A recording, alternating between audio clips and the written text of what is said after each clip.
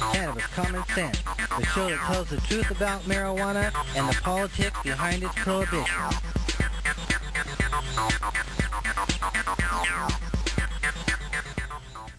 Hello and welcome to another exciting edition of Cannabis Common Sense. We have a great show for you tonight. Tim Pate is here. How are you tonight, Tim? I am just fine. You, Paul? Very well, very well. It's been a busy, hectic week, but hey, it's like they say, TGIF, thank God it's Friday. That's so true. We have our hemp news segment for you tonight, a few interesting stories touching on medical marijuana and recent polling and breakthroughs. We have some film clips we'll be playing for you, and we'll be taking your calls in just a few minutes after we bring on our infamous Dancing Cannabis Leaves. Feel the force.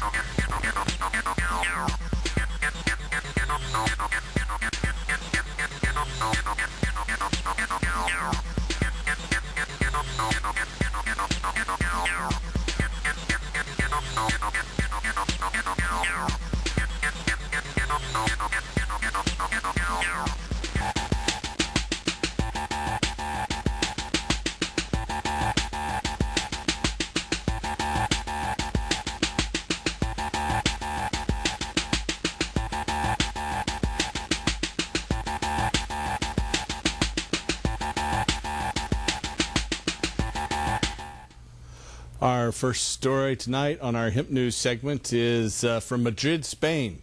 The administration of THC reduces the tumor growth of metastatic breast cancer and, quote, might constitute a new therapeutic tool for the treatment of cancerous tumors, end quote, according to preclinical data published online in the journal Molecular Cancer. Investigators from Complutense University in Madrid, Spain, assessed the anti-tumor potential of THC and JWH-133, a non-psychotropic CB2 receptor selective agonist, in the treatment of positive breast cancer tumors, a highly aggressive form of breast cancer that's typically unresponsive to standard therapies. The researchers reported, quote, both delta-9 tetrahydrocannabinol and JWH-113 reduce tumor growth and tumor number in mice. These results provide a strong preclinical evidence for the use of cannabinoid-based therapies for the management of ERB2 positive breast cancer, end quote. In 2007, investigators at the California Pacific Medical Research Institute reported that the administration of non-psychoactive cannabinoid CBD or cannabidiol limited breast cancer metastasis in a manner that was superior to comparable synthesized agents. Previous preclinical studies assessing the anti-cancer properties of cannabinoids have shown that they inhibit the proliferation of a wide range of cancers, including brain cancer, prostate cancer, oral cancers, lung cancer, skin cancer, pancreatic cancer, biliary tract cancers, and lymphoma.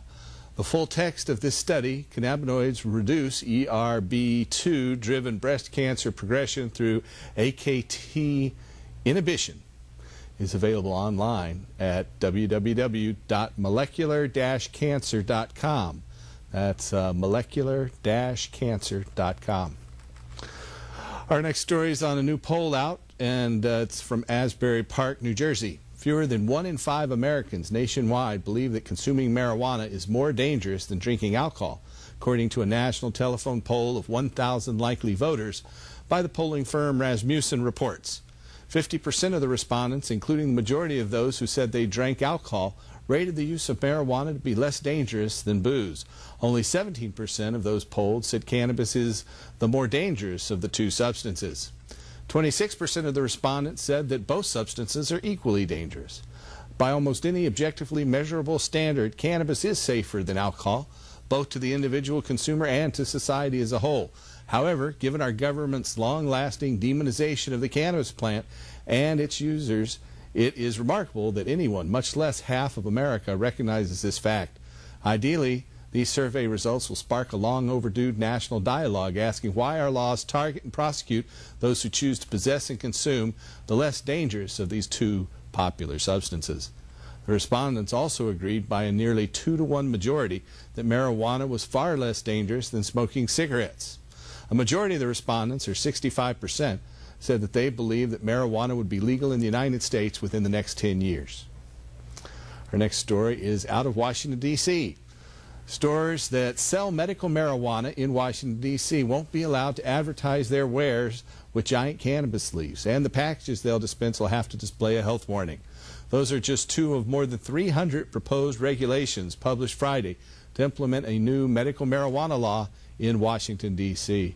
The regulations, which range from how the drug may be grown to what dispensaries can look like, are the first step in setting how Washington residents will be able to obtain marijuana for medical use. The law allowing patients with certain conditions to buy the drug passed earlier this year and went into effect in late July. The newly proposed regulations, written by the mayor's office, are now open for review and comment by the public. The process is expected to last several months. Patients are not expected to be able to buy marijuana in these new dispensaries in Washington, D.C. until 2011. Our next story tonight is from Helena, Montana, the capital of Montana. A person doesn't have to live in Montana to receive a medical marijuana card from the state health officials said Friday. The Montana Department of Public Health and Human Services discovered what it calls a loophole in state law after reviewing plans to require medical marijuana patients to have a Montana driver's license or state-issued identification, said Department spokesman Chuck Council. The new driver's license policy was to begin on Monday, but the legal review has halted those plans. According to Council, he said, quote, "The law is mute on the subject of legal residency and there's no recourse for the Department of Public Health and Human Services but to keep the situation as it stands. On Monday, we'll be moving forward status quo on processing out-of-state applications." In Oregon, the State Court of Appeals directed the Health Department to begin accepting out-of-state applications too. The Montana State Health Department maintains the medical marijuana patient registry, which stood at about 23,500 patients at the end of July. That's an increase of nearly 4,000 people in just a month, a continuation of the medical cannabis boom that in the first 6 months of 2010 had seen more than 12,300 registered users added to the Montana State Registry.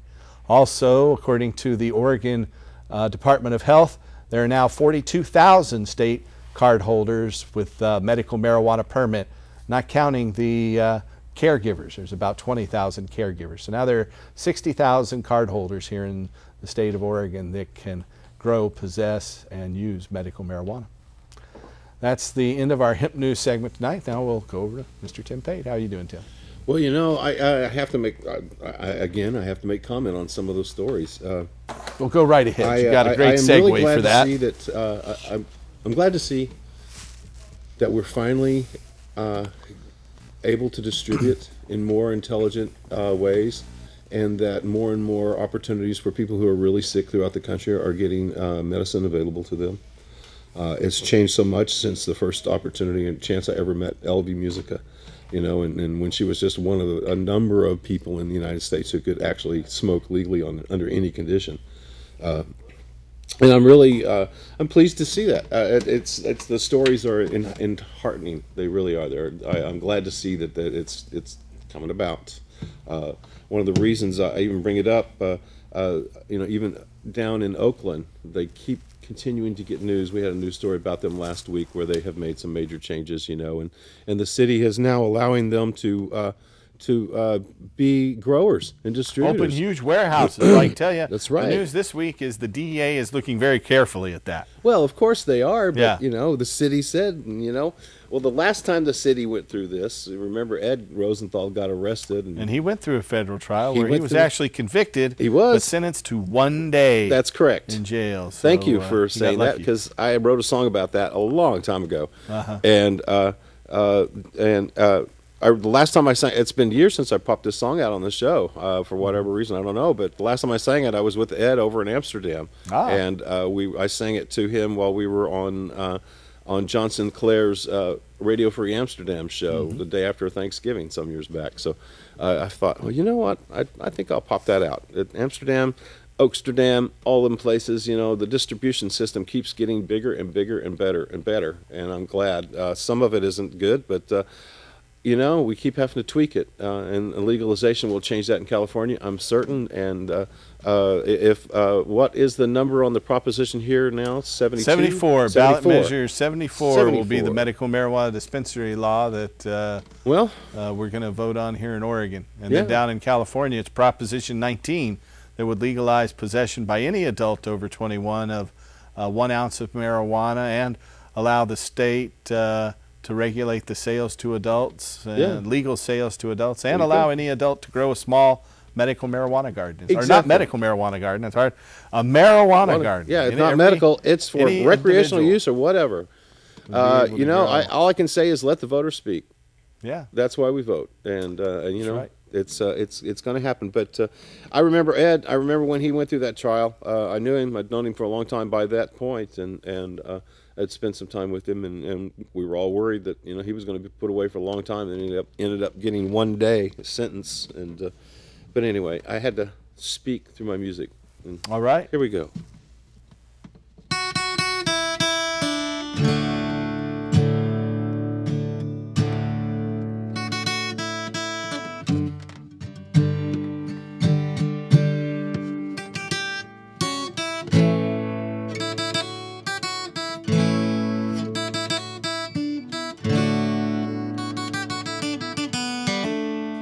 My name is Ed Rosenthal.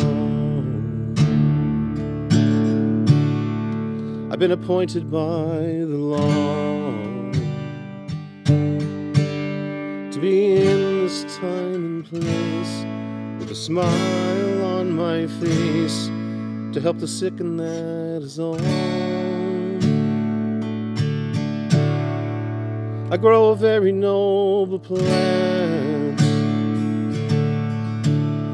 but the Fed said, Ed, you can't grow it in this time and place, and with a smile on your face, you cut them down and take them all. With blinders on, the jury came, for it was time to go to court.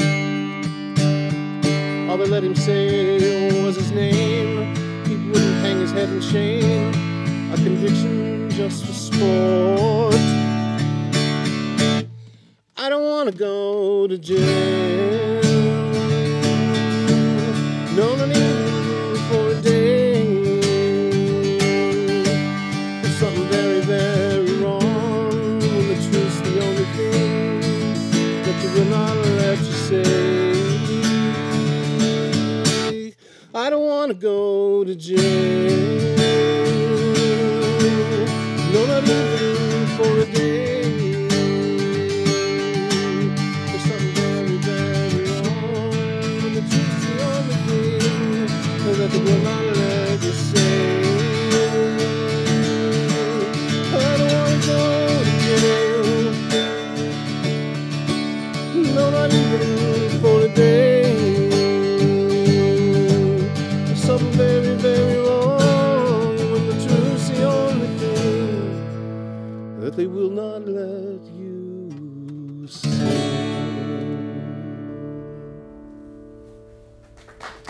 all right. It's Mr. Tim Pate, and he'll be joining us here in just a moment. And we are taking viewer phone calls now. If you're out there and you're watching us live on the internet or here in the Portland area on cable access, you can call us at 503-288-4448. That's 503-288-4448. We'll be taking your calls for about another 45 minutes. We do have a caller standing by. Welcome to our show, caller. Hey, my name's Eric. I'm in Southwest Portland. Hey, Eric. I'm calling to talk about industrial hemp. Okay. Basically, you know, we're in a really sad state in our economy. I work seasonally, and I've been working seasonally since 2008, which is right around the time of the economic collapse. In the off season, it's really tough for me to find a job. I haven't been able to the past 2 years, and based on the way things are looking, I'm not going to. But I have some friends that are currently sitting on some land that's zoned rural residential and rural commercial, And it would be perfect for growing industrial hemp, but keep us employed year-round. It's about 40 acres. The amount of hemp that would yield would support about, we worked it out, and it would support, about 10 people seasonally and about 4 people year-round. And it's just a terrible shame that, we have this great opportunity with this land, but there's just this crappy legal red tape that's, preventing jobs from being created. Eric, I have to say that your numbers are a little off. In my opinion, it would employ a lot more people than that if you took the hemp that you produced and added value to it right there on location. You make your own boards and make your own products and market them from that location. You could employ a lot more people. That's 40 acres is a lot of land to produce. That you would make a lot of things. And so I think your numbers are low. I think you could employ even more people than you just described. I do. Yeah, I was looking at strictly from the agricultural end. I mean, there are a lot of things beyond that I hadn't really considered. Well, here in Oregon, the legislature passed a hemp bill in the last legislative session last year. However, the only way you can get seeds is to get a permit from the Drug Enforcement Administration, and they're not allowing any seeds to be imported for that. There are no domestic sources of hemp seed to cultivate hemp, and the seed that they grow in Canada is from a patented French strain that naturally reverts to more than 0.5% THC. And these hemp laws that are legal here in Oregon and North Dakota and 3 other states require that you grow hemp that has less than 0.5%. So the only way you can get plants like that is to buy special patented seed from a French company, and the only way you can import that would be with a DEA license, and the DEA is not going to let that happen right now anyway. Is there anything on the legislative horizon that would possibly allow this to happen in the future at this point? It'd have to be on a federal level, and it'd have to be a change in the DEA. I mean, really, the state has already gone through that process. The governor signed it, and we're waiting for them to say okay. Same's true in North Dakota. In fact, the head of the North Dakota Senate, a guy by the name of Chuck Monson, the president of the Senate there, is a farmer, and he wanted to cultivate it on his own farm, so he went and sued the DEA to get a license and was unable to do that. Now, we had a proposal that would allow hemp to be cultivated without a federal license as an initiative. Didn't make the ballot this year. We're going to try for that for 2012. Okay, and so that would basically allow us to grow hemp in the same manner that we grow medical marijuana. Yeah, exactly. Okay, and the current laws do not allow for that. Yeah, the current laws is you can't grow it unless you can get the seed to grow less than 0.5% THC. And the only way you can get those seeds is to import them from France.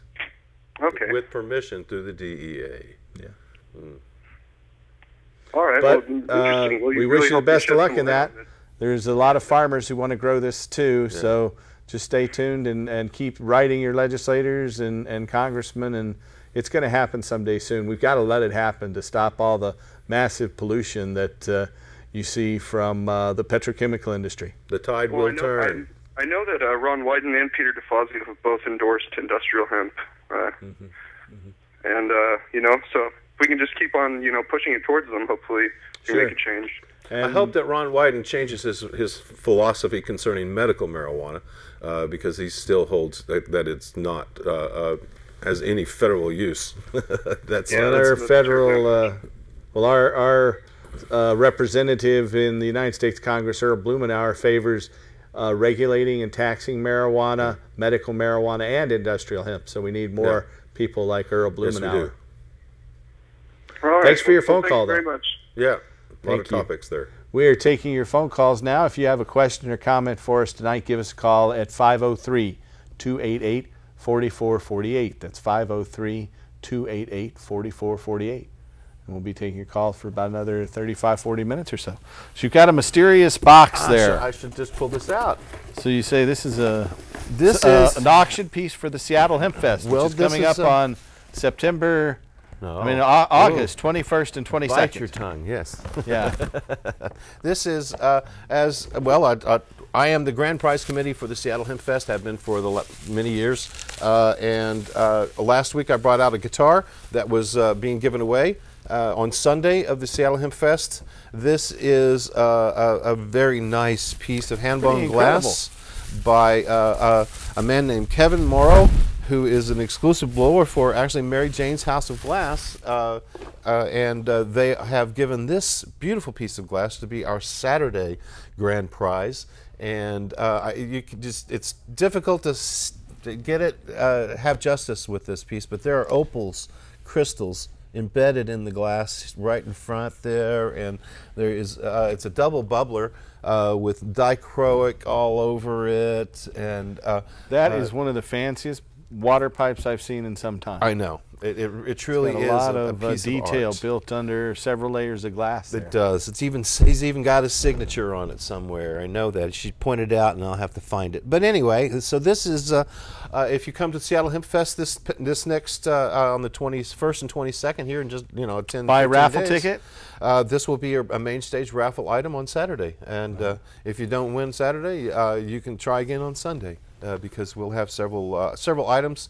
Everything is we're sponsored. The raffle this year is again sponsored by a national organization for the reform of marijuana laws, National Normal, and Alan St. Pierre is helping me, and I also have been authorized to press this rumor out again that Woody Harrelson is going to come and help us give away some of these things, and that would be pretty neat. Now somebody, I don't know who it was or why they said that, they sent some email to my wife, I believe, saying that wasn't happening. That I don't know why they thought they could tell her that. But I don't know. Well, we'll see. We'll see. We'll see. It is a rumor. It's a rumor. It's all we've said is it's a rumor. I'm just going to leave that sitting right out here and put this box out of the way. Hey, if you're out there and you're watching us on Ustream.tv, you can type something into that little text box over there and get send us a text message, and we'll be able to answer questions through the internet that way, in addition to calling us. If you want to call us, the number is 503-288-4448. That's 503-288-4448. So that is a pretty fancy looking device there. The light don't do it justice, I know that. No, it's really a nice piece. Something you'd have to see with your eyes, I believe. Yep. Now someone will go home with something nice. I really appreciate it. Seattle Hempfest is a wonderful event. If you've never been, it's on the waterfront, Myrtle Edwards Park, downtown Seattle. It's right past Pier 71. It's a all-day Saturday, all-day Sunday event, and it's free.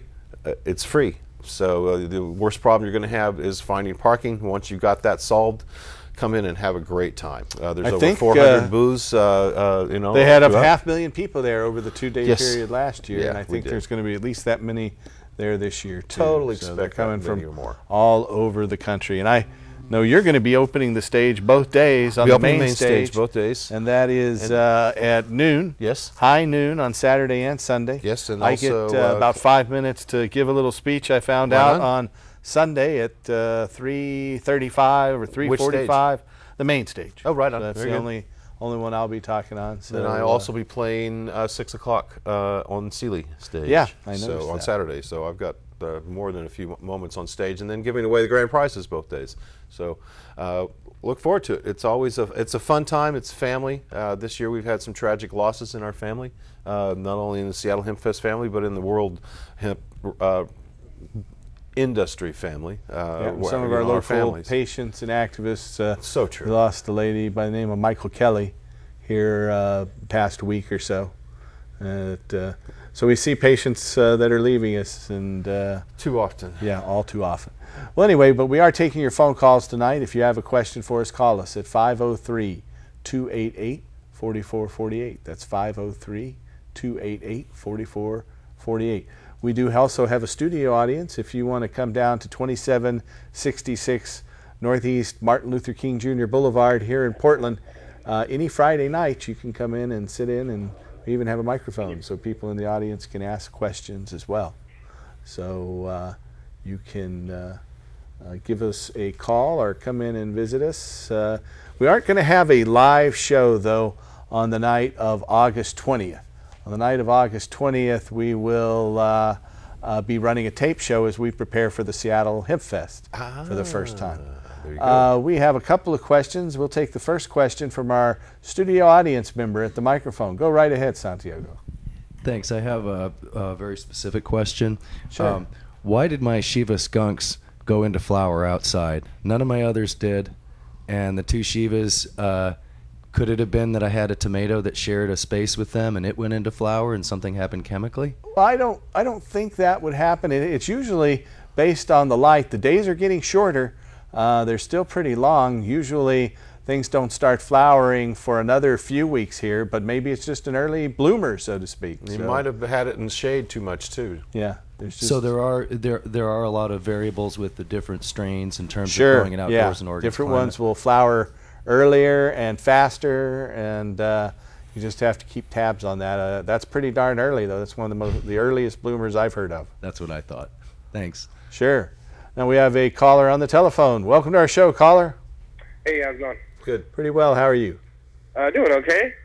So my roommate and I we're looking for a new place, and we're finding it extremely difficult to find people who are not discriminatory against OMMPs. And we were wondering if you had a list of people or a resource or anything we could tap into, or just any suggestions on how to find a place where they're not going to discriminate.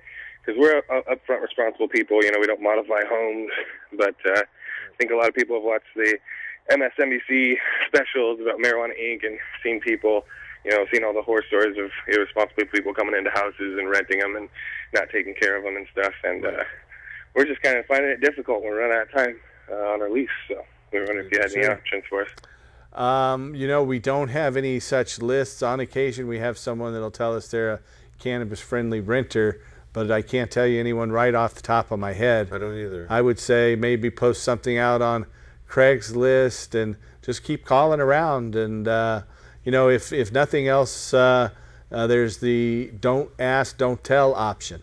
And so you could just go in, and I've been in a situation once with a landlord that didn't like that, and they couldn't throw me out because it wasn't a violation of the lease since it was medical marijuana, but also they didn't renew my lease when it was time to the 1-year lease ran out. They wanted me to move. So yeah, the only problem we're bumping into on that is just showing income for a house the size that we're getting. You know what I mean? Mm-hmm. It's financially backed by the patients themselves, so I don't personally have the financial means to rent a house that size, you know what I mean? I see. But it's for the garden. I see. Well, just keep shopping around. That's all I can say. I wish I could direct you in some place, but unfortunately I can't. All righty. Well, thank you, guys. You bet. You're welcome. Yeah. Thank you. But you brought up a good point, though. I mean, regardless of how often it happens, if it's happened that people have gone in and destroyed somebody else's property for that reason, you know, it's not a good thing. And so, you know, acting responsibly, you know, the more we act responsibly, the better off we will be, and the less these problems will come up. I mean, sure. One of the things that we're talking, the theme for this year's Seattle Hempfest is responsible use, and to me that is one of those types of responsible use. You know, it's how we do it, you know, in a responsible manner. I agree. You know, I know that when I first moved to Oregon, I was under the tutelage of someone who had me tear out the floor and put in a garden. So that was not a good thing for the owners of the house, I'm certain. Right. But right, I saw somebody dig out the basement once in a house. You know, that's to beat exactly the basement out. what you know? the guy asked me to do, and so I did it. Yeah. And I know the landlord wasn't happy when he found out, but that's another story. You know, in Michigan, we are on Channel 33 in Detroit. Right every Friday night at 11 p.m., I believe the time is. Every Friday night, 11 p.m., you can go to Channel 33 on your local cable and watch this show. So. Hey, James, how you doing? That's my friend in Detroit. Oh, really? Yes. All right. All right. We've got a number of people out there. We have a little film clip we're going to roll right now, and we'll be back to take more phone calls and questions and other stuff very shortly. So stay tuned. Oh, look at that. Hey, Seattle Hempfest. Wake up, it's almost 4:20. Are you ready? All right, coming pretty quick.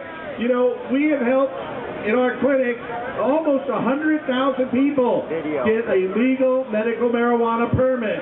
How many of you out there have got one? Raise your hands if you got a legal medical marijuana permit here. All right. You know, if you have one of those conditions, hey, give us a call. We have doctors who can help you all across this state. And we want to see more and more patients become legal. especially if they have a condition. But, you know, that's not the end-all and be-all. There's nothing I would like better than to see our medical clinics become kind of a side issue. And I want to see complete legal marijuana for every adult. I want to see us all able to grow our own crops where we don't have to go down and get a license. It's just a God-given right to be able to grow the plant that produces more fiber, more protein, and more oil than any other plant on this planet. So we're working to do that through our political committee. And if you want to find out more about it, go to hemp.org. That's HEMP.org. We have an initiative petition we're pushing in Oregon for 2010 to end adult marijuana prohibition and restore industrial hemp. If we get it on the ballot and win the election, which is a hard one, then marijuana will be legal January 1st, 2011. Just a year and a half from now. You know, the Berlin Wall fell very, very quickly, and I think we can end marijuana prohibition. We've been waiting a couple generations to see some progress on this, and finally it's moving forward. So go to hemp.org, get involved in the movement to end adult marijuana prohibition, and stop putting honest Americans in prison for supporting a plant that can save the planet. I want to thank you all for coming. Thanks for having us. And restore hemp.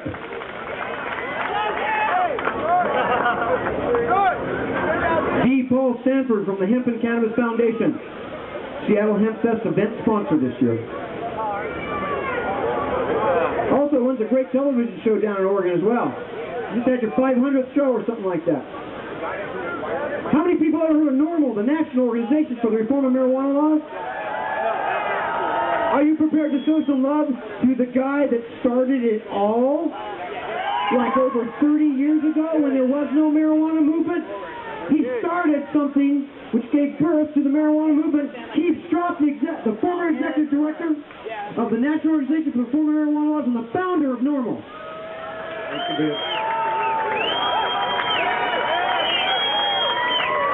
Thank you, everyone. I smoke pot, and I like it a lot.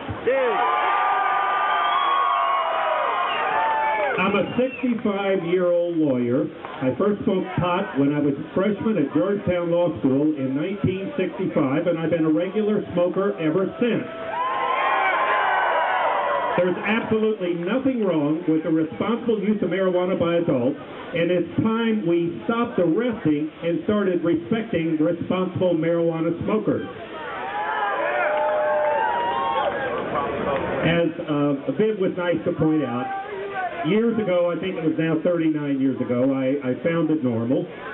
I served as executive director for a couple of decades, and I currently serve as legal counsel.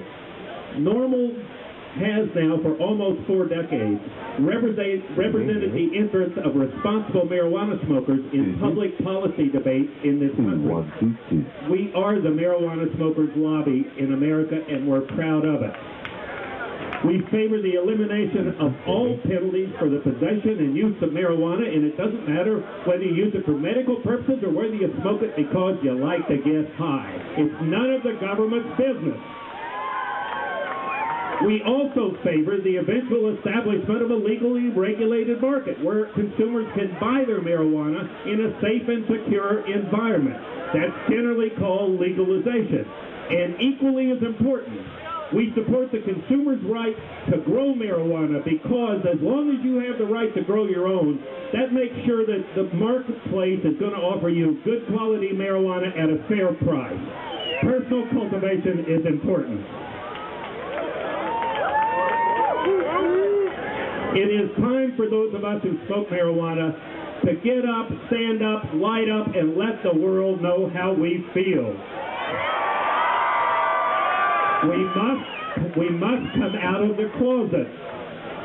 Now, it's true, by the way, that marijuana smoking increases your appreciation for good food, for good music, and for good sex, and those are not bad goals. But it does more than that. Those goals are quite worth pursuing, but for millions of us, it enhances our life. It allows us to stand back a step, to be a little detached, to view our personal life, to view our professional life. Therefore, tens of millions of Americans smoking marijuana can be a positive, enriching experience, and we must develop the courage to say that publicly. Just as gays and lesbians failed to win their rights in this country until large numbers of courageous individuals were willing to come out of the closet, that's what has to happen with us. Number one, you must vote. If you don't vote, you're part of the problem. Number two, when you vote, it's important to let your elected official know how important this issue is to you. And finally, you must take a pledge that you will never again vote for a candidate for public office that wants to treat you like a criminal. There were 26 million Americans smoked marijuana just in the last year. If we all took the pledge to never again vote for a candidate unless they were willing to support our freedom, we'll end marijuana prohibition in a couple of election cycles.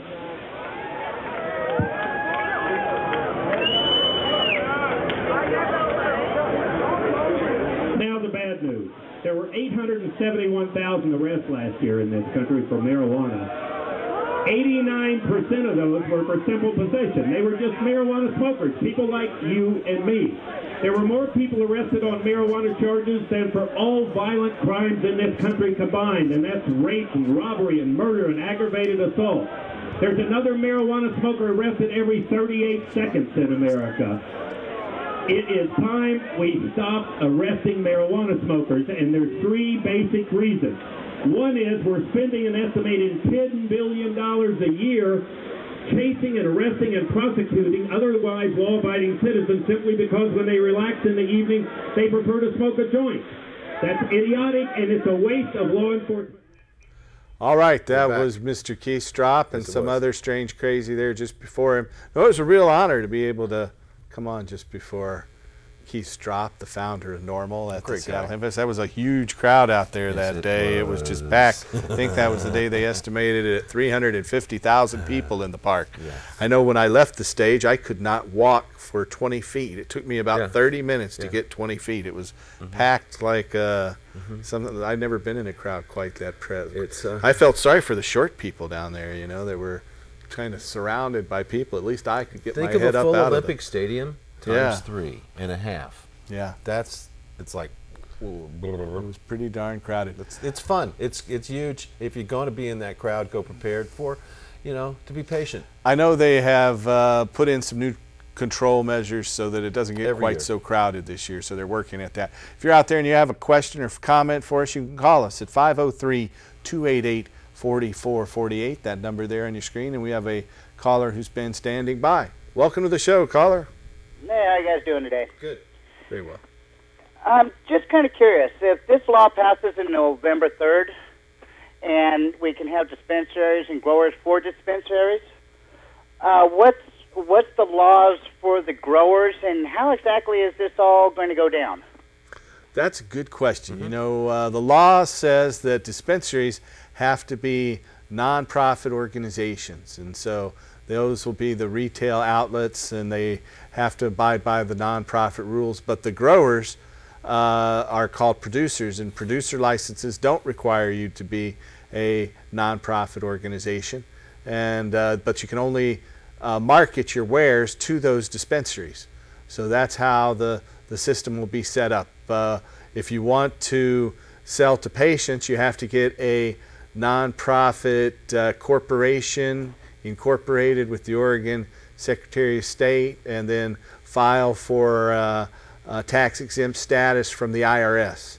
And governed by the Department of Justice. Yeah, the Oregon Department of Justice will require annual reports and audit you anytime they feel appropriately. At occasion.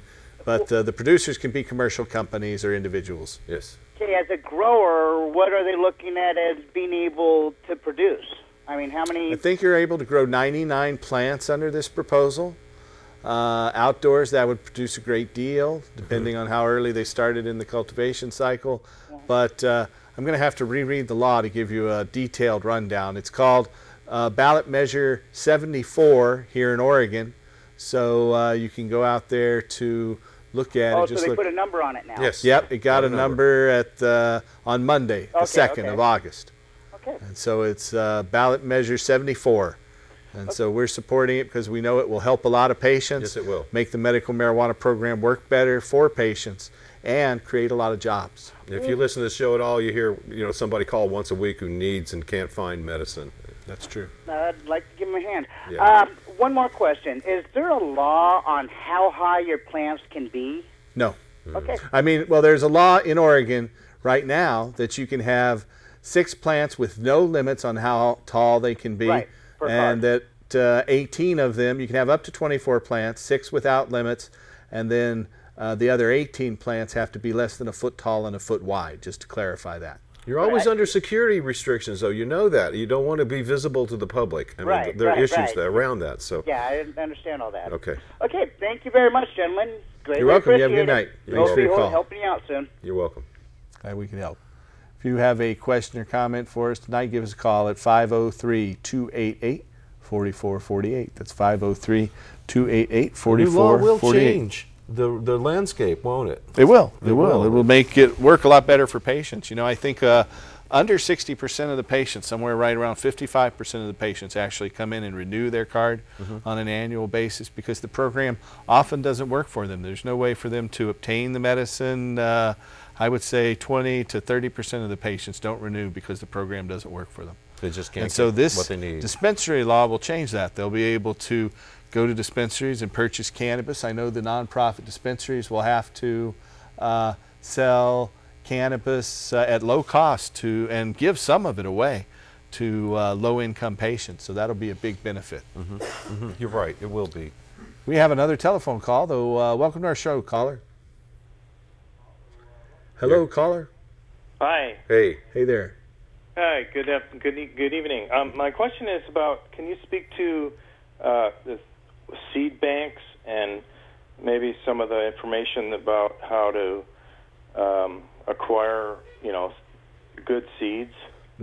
Well, there are a number of seed producers locally who are becoming more and more active. There's several different people here in the Portland area that are offering sales of seeds and a variety of seed stock.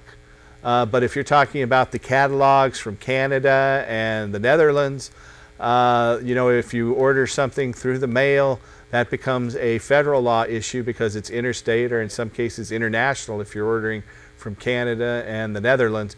However, that said, most of those seeds do get through, and some of them don't, though. Most people aren't arrested for that. Most people just get a letter saying your illegal things have been seized and you're not going to get them.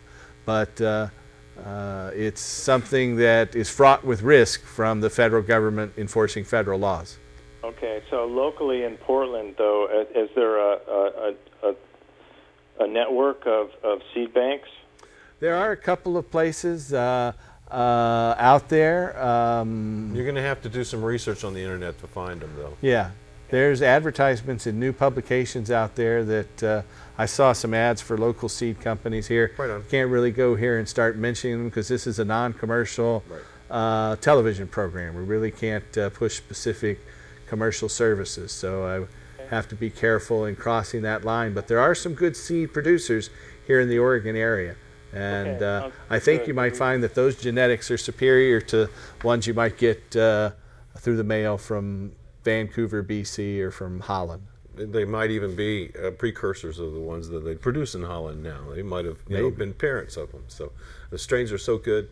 They really. I remember the year I went to Amsterdam, and I went to the Cup there, played the Cup, and I had one just really knock me off my feet. And I came back here, and we had the Cup here.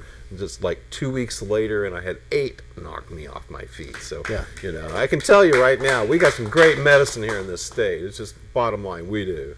Yeah, Oregon herb is without peer in its quality. So we've been working at it a long time, and all you have to do is take the R out of Portland, and you know what we got. Yep. All right. Thanks for your good work. Oh, thank you. Yeah. Good luck in your search there.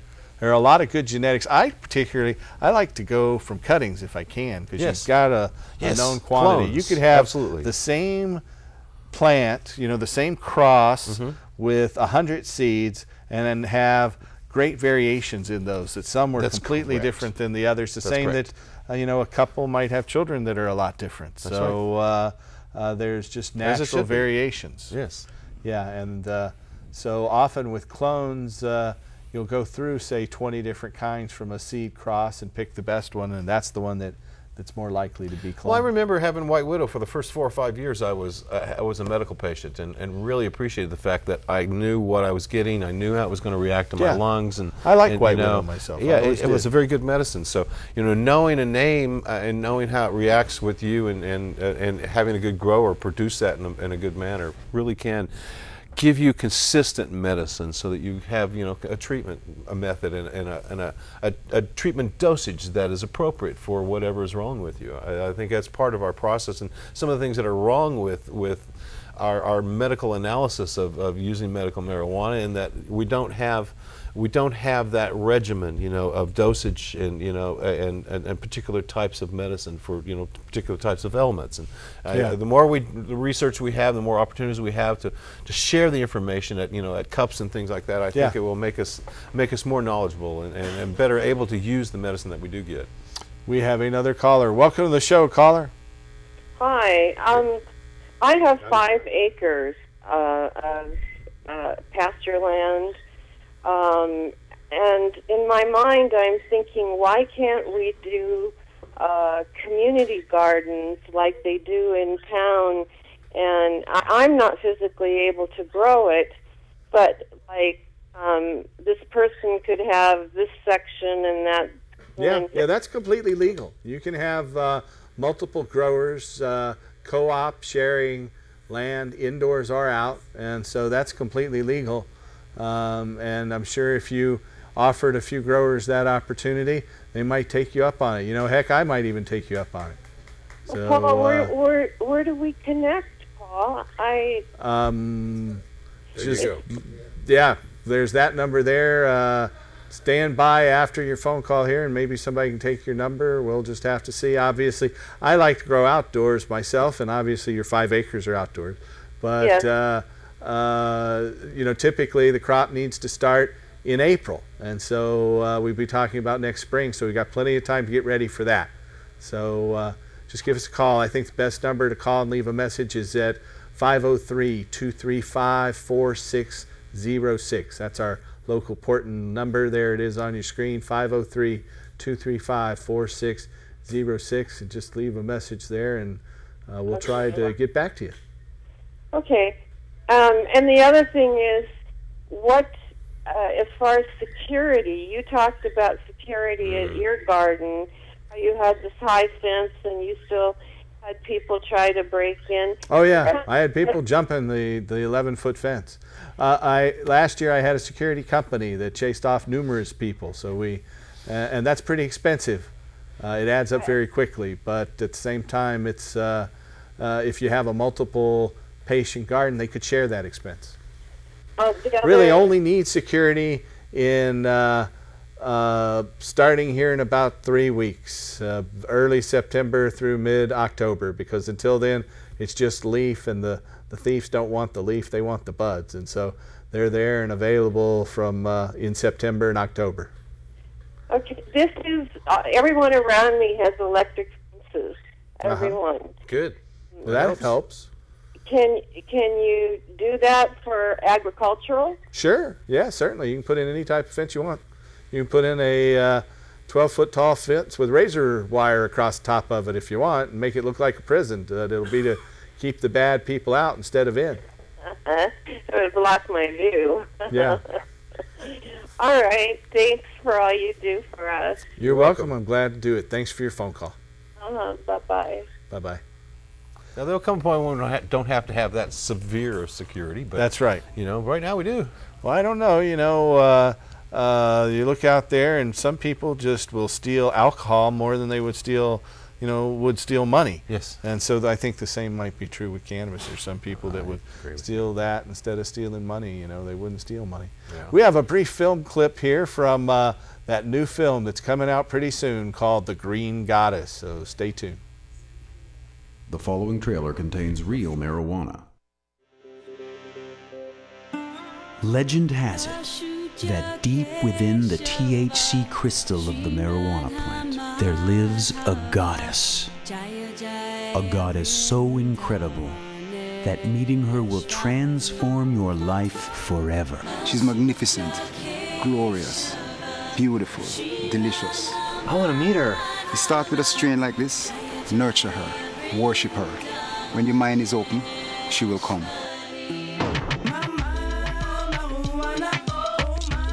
When their leader is arrested, 3 friends will travel halfway across the world, plant 25,000 marijuana plants, and harvest more organic ganja than you and all of your friends could smoke in 3 lifetimes. Whoa, that's a lot of pot. You're from America? Yep. So you think you can just come over to Europe, grow some weed, and make a whole bunch of money? Doesn't work like that. All I know is, after how some of y'all treated the son, the Lord felt the need to hide his daughter. And he hid her in the most sacred of sacred places.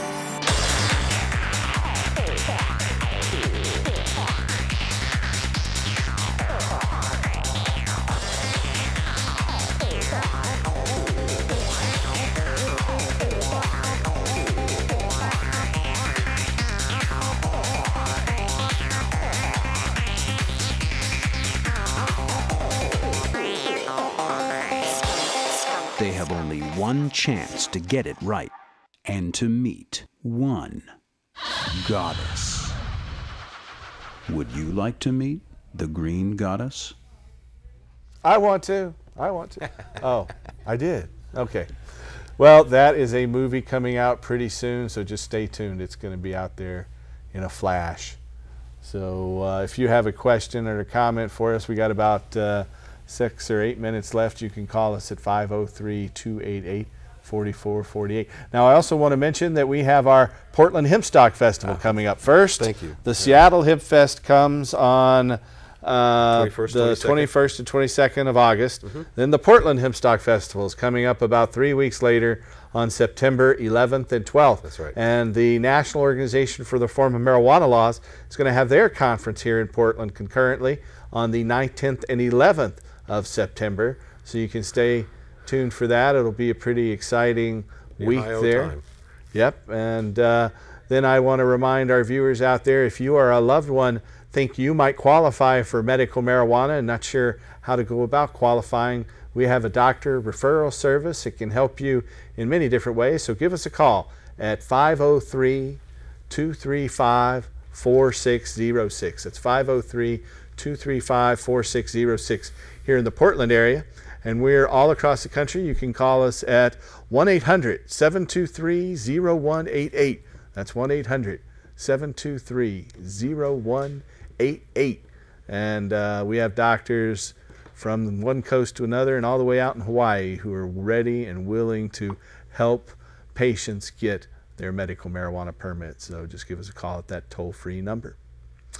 So we also want to announce that next Sunday there will be for those of you out there who like arts and crafts, the Hempstock volunteers will be having a rock painting party so they can have rocks to hold things down on their tables. So if you want to come and participate on that, just you can call us at 503-235-4606, or you can come on down to our office at 105 Southeast 18th Avenue. That's coming up the 3rd annual rock painting Hempstock party coming up next Sunday. I think it's the 15th. Yeah, Sunday the 15th. That's the date for sure. We have another phone call though. Welcome to our show, caller. Hi, Paul. My name's Richard, and Hi, Richard. I was calling to ask if you know why Oregon Normal and Natalie Martinez are not endorsing Initiative 28, and what the deal is with that. You know, I'm not 100% certain. I don't really want to speak to that or add any fuel to any kind of fire out there that there might be. I know that National Normal is endorsing that. I think, you know, there are always schisms, and unfortunately it might be something to do with that. I know they're have been some personality clashes there, and I think that might have something to do with it. Well, I was just thinking, if something like that, I mean, as it stands right now with the do-it-yourself system in Oregon, there's a lot of desperate patients, and the only way they can get their medicine regularly on a monthly basis is to go to the Oregon Normal meetings. And a lot of the medicine that they're handing out there isn't exactly AAA stuff. And it's certainly not enough to last very long either. Well, exactly. It's like 1-2 grams. It's a small amount, and it seems to me like it would might get you through the night or a day or two, but that's about it. Yeah, it seems like a bigger distribution network would just be common sense for the state and for the state's needy patients. Well, that's why we at Cannabis Common Sense and our organizations are definitely supporting Ballot Measure 74 to set up a regulated medical dispensary system. We believe, as I said earlier, that it's going to help patients enormously and create jobs. And I think the folks at Oregon Normal are planning to participate in that system, whether they endorse it or not. Okay, and I have one more question. I was reading the measure, and it said that it's going to be funded all by licensing fees. Right. The okay, dispensaries, the nonprofit dispensaries, have to buy a $2,000 a year annual license, and the producers have to buy a $1,000 a year annual license. And then there's a tax on the producers and a tax on the dispensaries of 10% each. So that'll raise tens of millions of dollars in revenue for the health department. That'll go to other programs in the health department. But you know what? We're running out of time. So I want to thank you for your call and your questions. All right. Thank you so much for your time, Paul. I'm glad I finally got through to you guys. Hey, I'm glad you did too. Persistence pays. Thanks for calling. Do you have a real quick question? Real quick question. Go right ahead. We have a studio audience member who has a question here. Is there a particular strain of cannabis that is better for lowering blood pressure than another, say?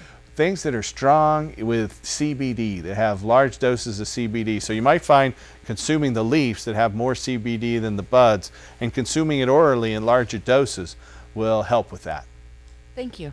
You're welcome. Hey, you know what? We're down to less than a minute left. I want to thank all you for watching. Tune in next week and help us restore hemp. Good night. Mr. Tim Pate.